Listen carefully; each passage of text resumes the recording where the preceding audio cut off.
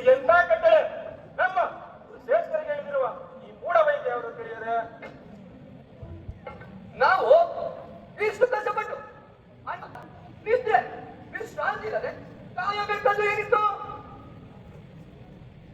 ಶ್ರೇಷ್ಠರಿಗೆ ಗೀತ ನಡೆದಿದ್ದಾಗ ಮೂರನೇ ದಿನದಲ್ಲಿ ತಿರುಗೇಳುವರೆಂಬ ಮಾತಿರವರನ್ನು ಈ 3 ದಿನಗಳ ಮಟ್ಟಿಗೆ ಕಾಯಬೇಕೆಂಬ ಕಟ್ಟಳೆ. ಈ ಏಸಮೂಲ ಜೊತೆಗೆ ಎಚ್ಚರವಾಗಿ ಕಾದರೆ ಶ್ರಮಪಟ್ಟು ಕೀರ್ತಿ ಗಳಿಸಿ ಗುರು ಶ್ರೇಷ್ಠರ ಪ್ರೀತಿಗೆ ಪಾತ್ರರಾಗೋಣ. ಖಂಡಿತವಾಗಿಯೂ ನಮ್ಮಗಳ